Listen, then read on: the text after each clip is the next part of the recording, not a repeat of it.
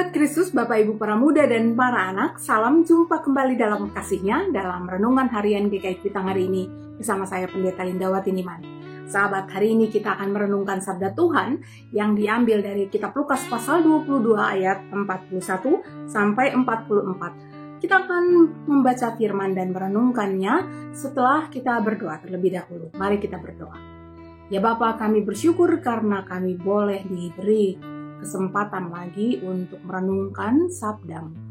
Bersabdalah yang Bapa, kami siap untuk menerimanya. Dalam nama Tuhan Yesus Kristus, Juru Selamat kami berdoa.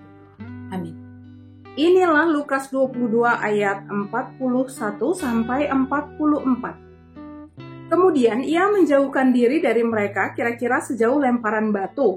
Lalu ia berlutut dan berdoa, "Ya Bapa, jikalau Engkau berkenan, ambillah cawan ini dari hadapanku. Tetapi jangan kehendakku, melainkan kehendak-Mu lah yang jadi." Lalu seorang malaikat dari langit menampakkan diri kepadanya dan memberi kekuatan kepadanya. Ia sangat susah dan semakin sungguh-sungguh berdoa.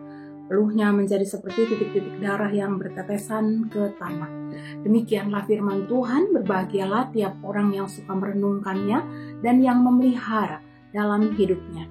Sahabat Kristus, seberapa sering kita percaya bahwa kita tidak boleh kecewa, sedih, takut, khawatir, atau kita mendengar, gak perlu bicara tentang khawatir, sedih, takut, kecewa, itu cengeng. Ada beberapa orang yang kemudian berhasil menutupinya dengan selalu senyum di wajah dan tampak selalu bahagia. Namun sesungguhnya sedang menyimpan luka dan luka yang tak kunjung padam. Malah semakin ditutupin segala luka itu, berkamuflase, malah semakin luka dan duka itu mengoyak tubuhnya.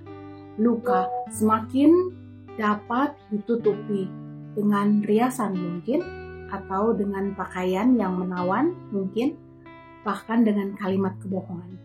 Namun luka itu akan menyebar. Jika bukan keluar, dia ke dalam. Sahabat Kristus, kita mau belajar dari Sang Guru Agung terus-menerus. Dialah Juru Selamat kita.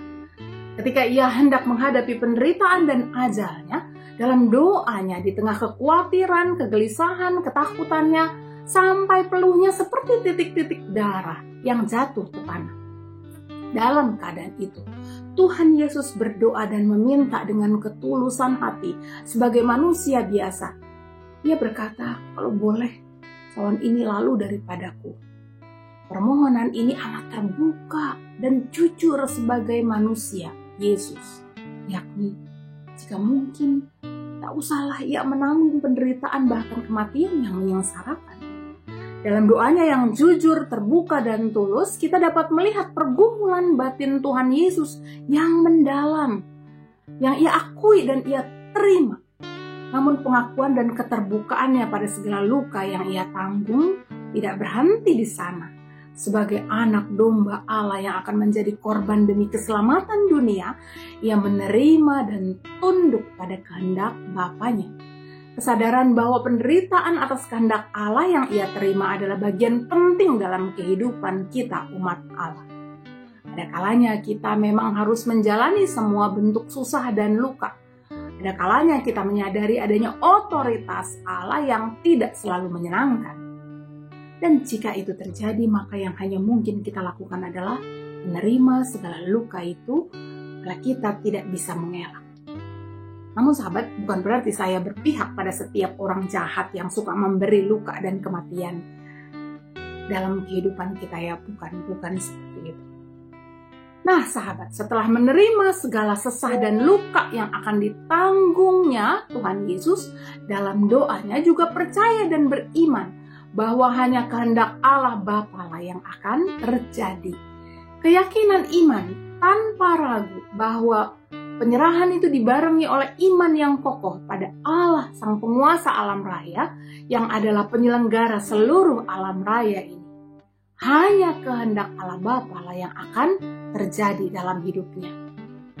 Dan kemudian dia selesai berdoa ya dalam kisah Alkitab, bangun dan melihat murid-muridnya tertidur dan meminta mereka untuk tetap berdoa agar mereka bisa tetap kuat dan tabah dan beriman.